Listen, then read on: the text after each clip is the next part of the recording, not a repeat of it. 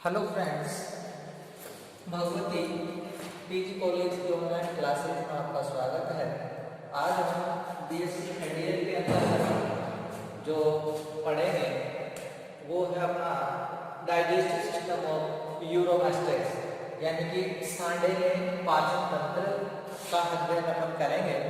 तो देखो, सांडे में जो पाचन तंत्र होता है वो अन्य जो वर्टिब्रेट होते हैं, अन्य कशेरुक होते हैं, उनकी भांति ही इसके अंतर्गत पाचन तंत्र पाया जाता है। तो आप लिख सकते हैं सांडे में पाचन तंत्र अन्य कशेरुकियों की भांति ही होता है। अन्य कशेरुकियों की भांति ही होता है। कहने का मतलब है कि जो पाचन तंत्र पाया जाएगा वो जो अपन ने इससे पूर्व पढ़े थे, स्फियोडोन है, फ्रॉग है, तो उनके अंतर्गत जो हमने पाचन तंत्र पढ़ा था वो पाचन तंत्र दो भागों से मिलकर बना होता है। पहला जो भाग की अगर हम बात करते हैं तो वो होता है उसमें आहार नाल, यानी कि एलिमेंट्री कैनाल, और बी यानी कि दूसरा जो भाग होता है वो होता है पाचक ग्रंथियां। इन दो भागों से मिलकर क्या होता है, यूरोमेट्रिक्स है, इसका डाइजेस्टिव सिस्टम है वो कंप्लीट होता है। अब हम सबसे पहले इसके जो यूरोमेट्रिक्स है का आपको डायग्राम मैंने यहाँ दिखा रखा है। ये इसके अंतर्गत क्या है, हार्नल एलिमेंट्री कैनाल है, और कैनाल से अगर क्या है, एक डाइजेस्टिव सिस्टम ऑफ यूरोमेट्री। तो पाचन तंत्र है डाइजेस्टिव सिस्टम ऑफ यूरोमैस्ट्रिक्स, इसका क्या है, ये पाचन तंत्र है। और इस जो पाचन तंत्र है उसका हम जैसे ही अध्ययन करते हैं तो देखो इसके जो सांडे की आधार होती है वो एक तो बेटा कैसी होती है, लॉन्ग यानी कि लंबी एवं कुंडलित होती है। पहला पॉइंट आपका लिख देंगे, ये तो लंबी होती है, दूसरी क्या होती है, ये कुंडलित होती है। ये आप इसके अंतर्गत लिखेंगे। नेक्स्ट जो पॉइंट की अगर हम बात करते हैं तो ये होती है कि ये मुख से प्रारंभ होकर, कहां से, मुख से प्रारंभ होकर और क्लोएका यानी कि अवस्कर तक जाती है, यानी कि अवस्कर में समाप्त होती है। इसके हैं निम्न भाग, इसके निम्न भाग है, और वो निम्न भाग कौन कौन से हैं। तो सबसे पहले हम जैसे स्टार्ट करते हैं इसके भागों को, तो फर्स्ट नंबर पे हम लेते हैं तो इसमें आ जाता है माउथ यानी कि मुख। दूसरा इसके अंतर्गत जो आ जाता है वो आ जाता है मुख गुहा, जिसे वकल केविटी के नाम से जाना जाता है। जैसे गुहा आ जाता है तो तीसरा इसके अंतर्गत आ जाता है फेरिंक्स यानी कि ग्रसनी आ जाती है। चौथा इसके अंतर्गत जो भाग आ जाता है वो ईसोफेगस यानी कि ग्रसिका आ जाता है। उसके बाद हम जैसे ही आगे बढ़ते हैं तो इसकी जो मुख गुहा है तो मुख गुहा के अंतर्गत क्या निम्न जो संरचनाएं हैं वो पढ़ेंगे। सबसे पहले आप इसमें टीथ यानी कि दांत पढ़ेंगे, फिर इसमें क्या पढ़ेंगे आप, जीभ पढ़ेंगे, फिर इसके अंतर्गत आप लार ग्रंथि यानी कि सेवी जो ग्लैंड है उनको पढ़ेंगे। दृष्टि या दृष्टि का क्या है, नली का समान संरचना होती है। फिर उसके बाद जो आ जाते हैं स्टोमच, आमाशय, आमाशय में आ जाते हैं। और आमाशय को आप जैसे ही देखते हैं तो इस आमाशय के भी यहाँ पर दो भाग होते हैं। एक तो होता है इसमें कार्डियक पार्ट और एक होता है इसमें पाइलोरिक पार्ट।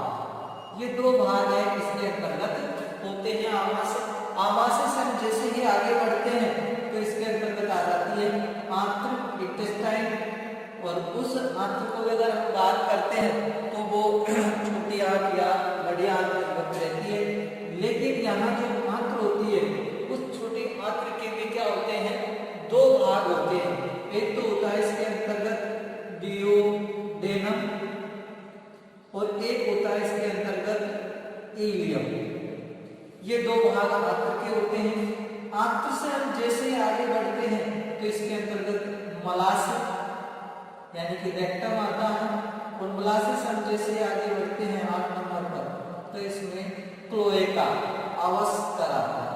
तो इस प्रकार से जो हम कशेरुकी होते हैं, वर्टिब्रेट्स होते हैं, उन वर्टिब्रेट्स में भी यही पढ़ते आए हैं कि उनका जो पाचन तंत्र होता है यानी कि वो एलिमेंट्री कैनाल, हार्नाल और पाचन ग्रंथियों से मिलकर बना होता है।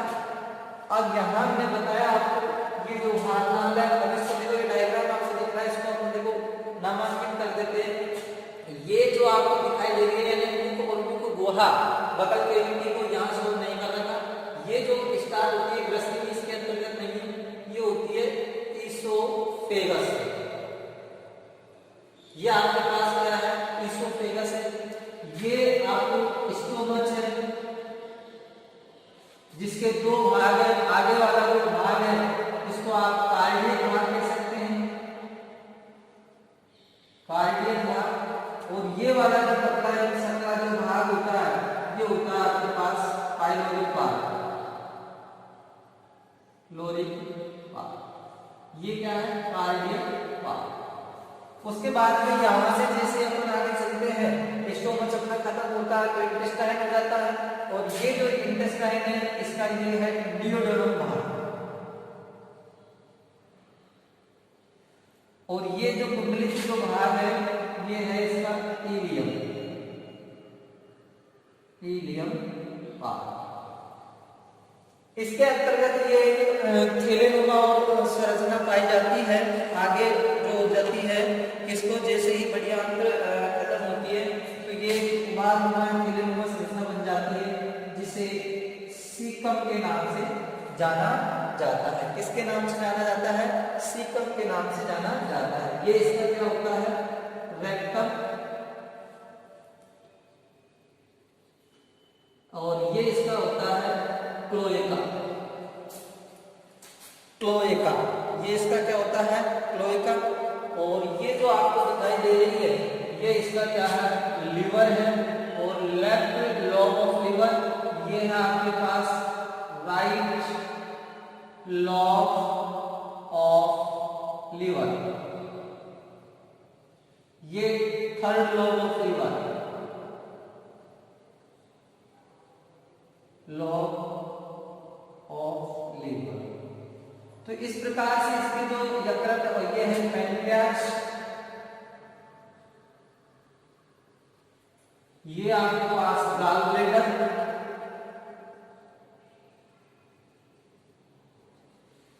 ये इसके अंतर्गत डाइजेस्टिव सिस्टम है, उसके अंतर्गत आप देख पा रहे हैं। ये लीवर इसकी 3 पाली होता है, जिसमें से थर्ड जो पाली होती है राइट लोब के नीचे होती है, ये पैनक्रियास के डाइजेस्टिव ग्लैंड के अंतर्गत आती है। अब यहां से अपन ने केवल क्या पढ़ा, हार्नाल। हार्नाल क्या है, लंबी एवं कुंडलित रचना है। मुख से लेकर अवस्कर तक ये क्या होती है, टेब्यूल रहती है, और इसके निम्न भाग है। अब इनकी थोड़ी सी जो मैं चर्चा है वो भी कर लेता हूँ। सबसे पहले अपन किसको लेते हैं, मुख को लेते हैं। तो मुख के बारे में क्या लिखा हुआ है, मुख के बारे में लिखा है कि इसके अंतर्गत मुख होता है, उस सिर के अग्र भाग में जो सिर होगा उस सिर के कैसे अग्र भाग में, और अग्र भाग में कैसा होगा, दरार नुमा होगा। ये इसके मुख की क्या है, विशेषता है। साथ ही इसका जो मुख होता है वो ओष्ठों से घिरा रहता है। जो ओठ होते हैं ओष्ठ, उन ओष्ठों से क्या होता है, घिरा हुआ होता है। और ये ओष्ठ कैसे होते हैं, एक तो होता है ऊपरी और एक होता है निचली, यानी नीचे का होठ और ऊपर का होठ, निचली।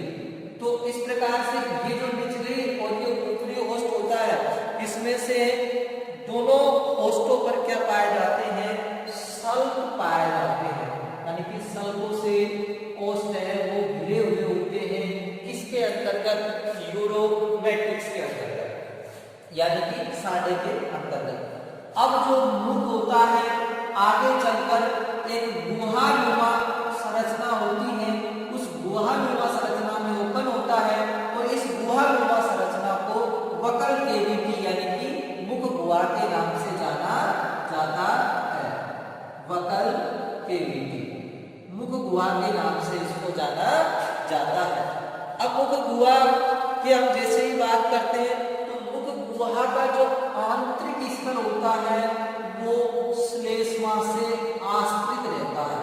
यानी कि उस पर श्लेष्मा का स्तर पाया जाता है। साथ ही इसके अंतर्गत निम्न जो संरचनाएं हैं वो पाई जाती हैं। निम्न संरचनाओं के अंतर्गत अगर मुख गुहा की बात करें तो इसमें क्या पाए जाते हैं, जबड़े पाए जाते हैं। और ये जबड़े कहाँ होते हैं, ऊपर की ओर और नीचे की ओर। ऊपर और नीचे ये जो जबड़े होते हैं ऐसे इसके अंतर्गत जबड़े पाए जाते हैं ऊपर और नीचे। और इन जबड़ों पर क्या होते हैं, दांत पाए जाते हैं। इसलिए और दोनों ही जबड़ों पर क्या पाए जाएंगे, दांत पाए जाएंगे। और इसके जो दांत होते हैं वो कैसे होते हैं, शिखर दंती होते हैं।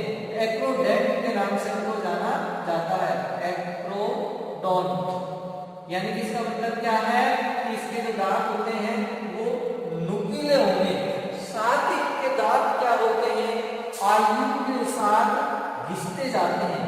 आयु के साथ क्या होते जाते हैं, घिसते जाते हैं, घिसते जाते हैं। ये इसकी क्या है, विशेषता है दांतों की। तो मुख गुहा के अंतर्गत जो पहली संरचना पाई गई है वो क्या है, दांत। दूसरी संरचना की हम बात करते हैं तो वो क्या आती है, टंग यानी कि जीभ आती है। और मुख गुहा में की जो फर्श होती है उस फर्श पर एक मांसल संरचना पाई जाती है। पेशियों से युक्त मांसल संरचना होती है और इस मांसल संरचना को टंग यानी कि जीभ के नाम से जाना जाता है। साथ ही इसकी जो जीभ होती है वो कैसे आकार में तिकोनी होती है, आकार में कैसी होती है, तिकोनी। और साथ ही आगे की ओर कैसी होती है, द्विशाखित होती है। कैसी होती है, द्विशाखित होती है। दो भागों में वो क्या रहती है, डिवाइड रहती है। साथ ही जीभ का जो संपूर्ण भाग होता है वो स्वाद कलिकाओं से आश्रित रहता है, कलिकाओं से आश्रित रहता है। तो उनमें स्वाद कलिकाएं हैं वो पाई जाती है। आगे हम जैसे ही बात करते हैं तो एक प्राणी शास्त्री है, उन प्राणी शास्त्री का नाम है किथ। किथ प्राणी शास्त्री ने बताया कि सांडे की जो मुख गुहा होती है उस मुख गुहा में लार ग्रंथियां हैं वो पाई जाती हैं। और जो लार ग्रंथ होती है वो किसका स्रावन करती है, वो लार का स्रावन करती है। और लार का जैसे स्रावन करती है जिससे भोजन क्या होता है, लसलसा होता जाता है। अब यहाँ पर हम जैसे लार की बात हो गई, अब अपने पास आ जाता है फेरिंक्स। इतनी बात को मैं क्या करता हूँ भाई, मिटा देता हूँ क्योंकि आपके समझ में आ गया होगा। क्या क्या है आपके समझ में, देखो मुख सीधी और अग्रभाग में पाया जाता है और दरार हुआ होता है और ओष्ठों से घिरा हुआ होता है। ऊपरी और निचली ओष्ठ पाए जाते हैं और इन जो ओष्ठ होते हैं इन पर सल्क प्रेजेंट रहते हैं। यह आपके दांत मुख दांत होते हैं। उन दांतों के ऊपर अपने लिखा है कि जो जबड़े होते हैं, इनके जो जबड़े होते हैं उन जबड़ों पर क्या पाए जाते हैं, दांत पाए जाते हैं। यहाँ से लिखेंगे दांत। और उन जो शिखर दंती होते हैं और नीचे क्या है, आयु के साथ घिसते जाते हैं। लार जबकि आपने बताई थी। जीभ मांसल रचना होती है, तिकोनी और द्विशाखित होती है। तो ये सब पढ़ने किसके अंतर्गत पढ़ा, ये हमने पढ़ लिया आपके बकल कैविटी। अब बकल कैविटी के बाद में जो हमारी नेक्स्ट रचना आती है उस नेक्स्ट संरचना का नाम है ग्रसनी। इस जो ग्रसनी है इसको फेरिंक्स के नाम से जानते हैं। ये फेरिंक्स यानी कि जो ग्रसनी है, ग्रसनी जीभ के पीछे स्थित होती है और इसका जो अस्तर होता है, कहाँ होती है ये, जैसे जीभ खत्म होती है तो जीभ के पीछे तो क्या होगी, ये स्थित होगी। और इसका जो अस्तर होता है वो अनोधेय वलनों से निर्मित होता है। यानी कि उसके अंतर्गत जो बलन पाए जाएंगे वो इस प्रकार से बलन है वो कैसे त्वचा के इसके अंतर्गत पाए जाते हैं। साथ ही जो ग्रसनी होती है वो नेक्स्ट संरचना कौन सी है, ग्रसिका में ओपन होती है। तो आप लिख सकते हैं फेरिंक्स टू ओपन इसोफेगस।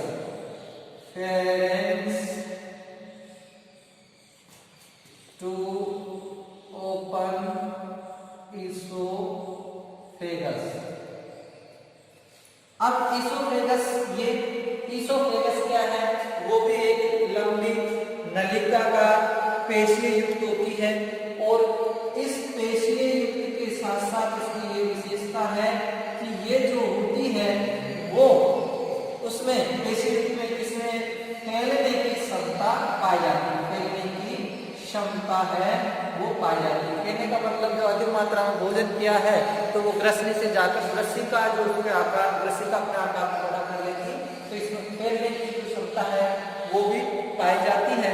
ग्रसी का पीछे की ओर नेक्स्ट भाग कौन सा है, स्टोमच, ये वाला, यानी ईसोफेगस से नेक्स्ट भाग कौन सा है, स्टोमच। इस स्टोमच में जाकर क्या हो जाती है, ओपन हो जाती है। स्टोमच की संरचना को हम जैसे ही पढ़ते हैं तो पहले तो आप स्टोमच के बारे में लिखेंगे। स्टोमच क्या है, एक थैलेनुमा संरचना है और ये संरचना होने के साथ साथ इसमें क्या है, जो भोजन होता है उसका संग्रह होता है, यानी कि इसमें आकर सबसे पहले भोजन रुकता है। और ये जो क्या नाम से आमाशय होती है, ये देह गुहा के, यानी कि जो शिलोंग होती है, देह गुहा है, उस देह गुहा के बाईं ओर पाई जाती है, यानी कि लेफ्ट साइड है ये पाई जाएगी।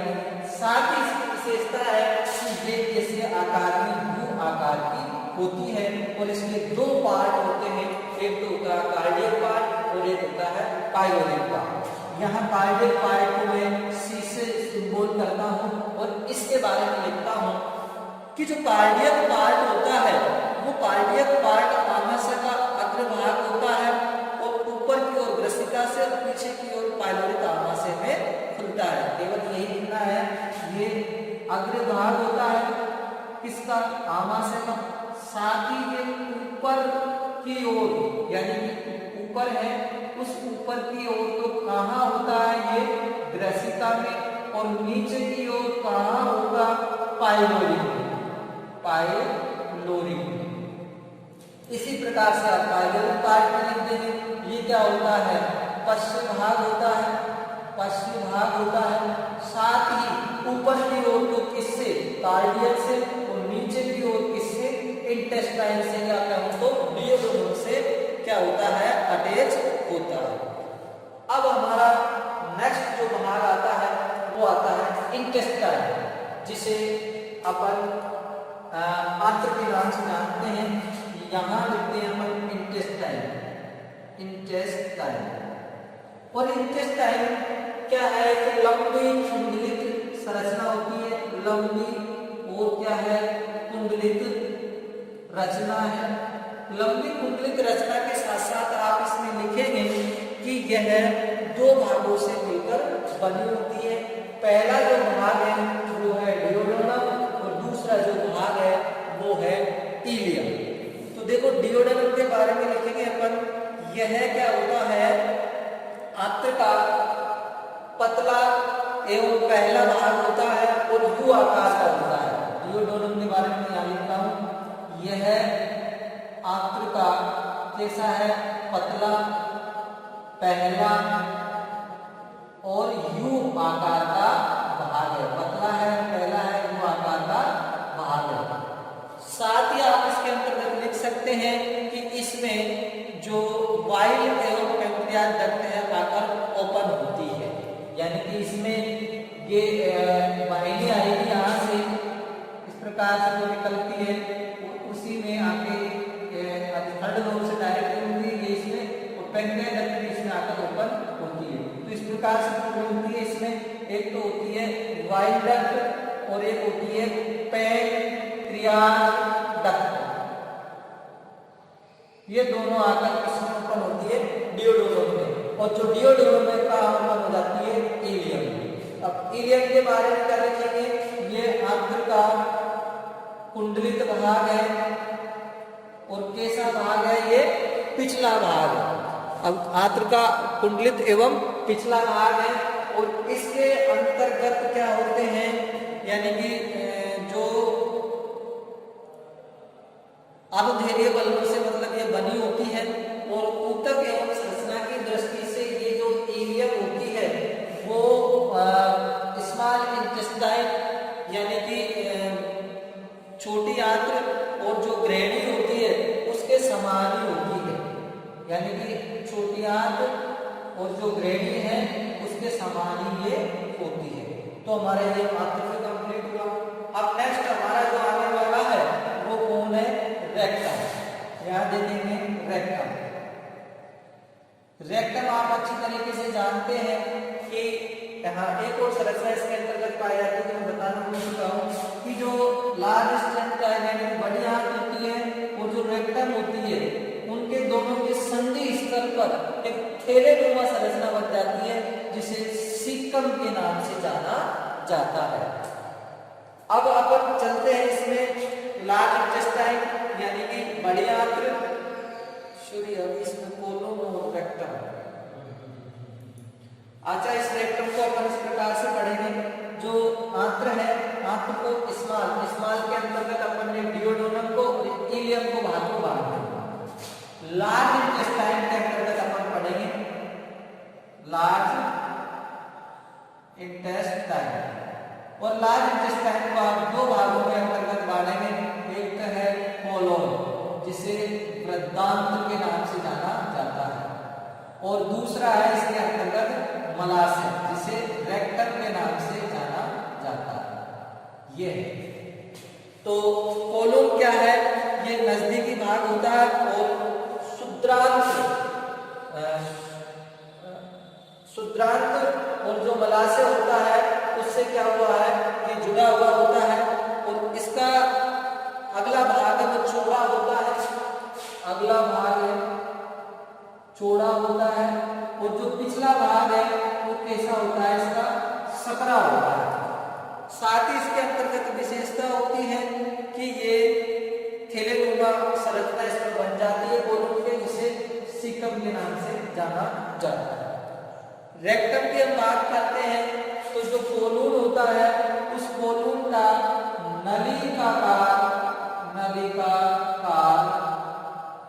संकीर्ण भाग रेक्टम कहलाता है, और ये नलिकाकार या संकीर्ण भाग जो रेक्टम होता है उसके अंतर्गत क्या होता है? अवशिष्ट जो भोज्य पदार्थ होता है वो कुछ समय के लिए रहता है, फिर उसको बाहर निष्कासित कर दिया जाता है। इसके बाद में हम जैसे ही मलाशय की दीवार बहुत मोटी होती है और जो मलाशय होता है वो अवस्कर में उत्पन्न होता है। अवस्कर में कई 3 कक्ष पाए जाते हैं।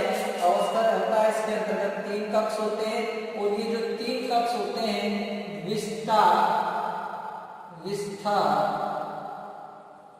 और जो मूत्र होता है यानी यूरिन, उससे क्या करते हैं? जल अवशोषण का कार्य करते हैं। तो ये जो हमने आपको बताया है इस प्रकार से इसकी जो एलिमेंट्री कैनाल है वो क्या होती है भाई? कंप्लीट होती है। किसकी कंप्लीट होती है? ये कंप्लीट होती है अपने सांडे की। अब हम जैसे ही आगे चलते हैं तो हमारा आता है सेकेंड पॉइंट डाइजेस्टिव ग्लैंड, जिसे पाचक ग्रंथि के नाम से जाना जाता है। अब इस पाचक ग्रंथि को अपन जैसे ही पढ़ेंगे तो इसके अंतर्गत कौन कौन सी पाचक ग्रंथियां हैं? तो सांडे के अंतर्गत जो पाचक ग्रंथियां हैं वो 4 पाचक ग्रंथियां पाई जाती हैं। पहली अगर पाचक ग्रंथि की अगर आप बात करना चाहेंगे तो वो आपके पास गैस्ट्रिक ग्लैंड होती है। दूसरी जो पाचक ग्रंथि है इसके अंतर्गत वो क्या होती है? लीवर होती है। तीसरी जो पाचक ग्रंथि होती है इसके अंतर्गत वो पैनक्रियाज होती है, और चौथी जो पाचक ग्रंथि होती है वो इंटेस्टाइनल ग्लैंड होती है। तो 4 ग्रंथियां हैं वो इसके अंतर्गत है पाई जाती हैं। तो आप सबसे पहले जो पढ़ेंगे पाचक ग्रंथियां, डाइजेस्टिव ग्लैंड, बी पॉइंट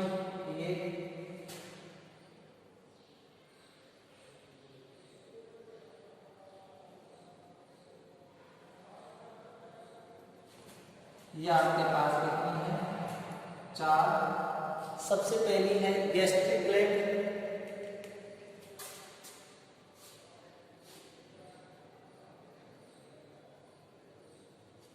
दूसरी है आपके पास लीवर, तीसरी है आपके पास पैंक्रियाज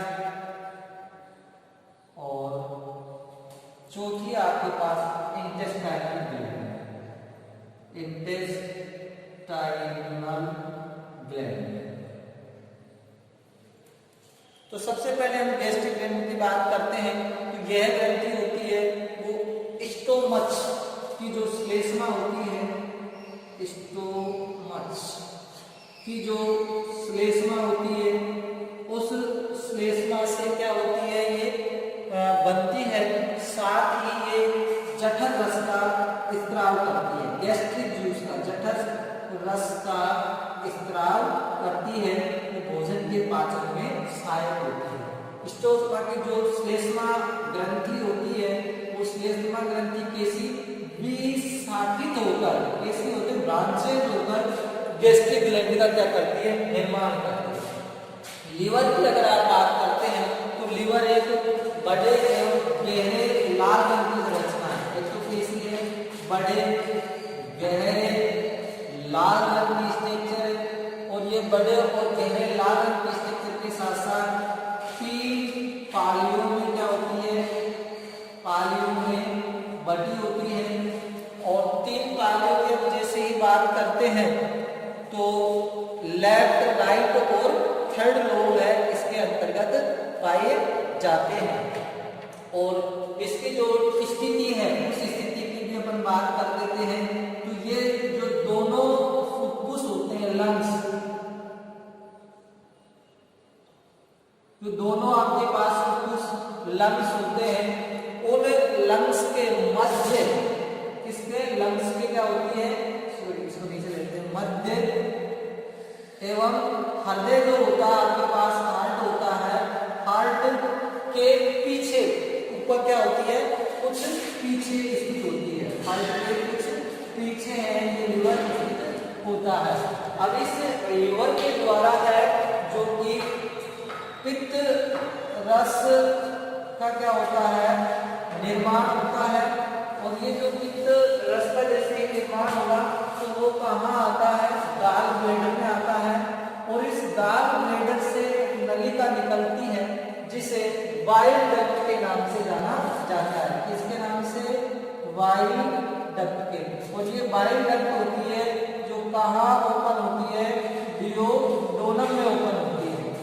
अब इससे जो थर्ड लोब है, इस थर्ड लोब से डायरेक्ट डक्ट निकलेगी, वो डियोडोनम में क्या हो जाती है, ओपन हो जाती है। लेकिन आपकी जो पैंक्रियाज है, ये जो ग्लैंड होती है, ये ग्रंथि नुमा संरचना होती है और उससे अग्नाशयी रस, अग्नाशयी जो रस होता है, उस अग्नाशयी रस का स्रावन होता है। और ये जो अग्नाशयी रस होता है, ये वाइल डक्ट के पास ही क्या होती है, ओपन होती है। और इससे कई जो पाचक रस होते हैं, इंसुलिन, ग्लूकागोन, उनका क्या होता है, स्त्रावण होता है। नेक्स्ट अब चौथी और लास्ट जो ग्लैंड है, उस ग्लैंड का नाम है इंटेस्टाइनल ग्लैंड, जिसे आंत्रीय ग्रंथि के नाम से है जाना जाता है। और ये जो आंत्रीय ग्रंथि होती है, छोटी होती है, और छोटी होने के साथ साथ ये म्यूकोसा का, यानी कि जो म्यूकोसा श्लेष्मा होता है, उस श्लेष्मा का क्या करती है, स्राव करती है, जिससे जो स्रावित पाचक रस होता है, इंटेस्टाइनल की जो अवकाशिका है, उस अवकाशिका में पहुंच जाता है और भोजन को आगे पहुंचाने का है वो कार्य करता है, जिससे भोजन आंत्र की जो दीवार होती है उनके नहीं चिपके। तो इस प्रकार से आपका जो सांडा है, उस सांडा का क्या, कार्नाल और डाइजेस्टिव ग्लैंड है। कार्नाल मैंने पूर्व बताया, तो डाइजेस्टिव ग्लैंड के अंतर्गत ये 4 ग्रंथियां हैं जो पाई जाती है। इस प्रकार से यूरोमेट्रिक्स के अंतर्गत डाइजेस्टिव सिस्टम है वो कंप्लीट होता है। धन्यवाद।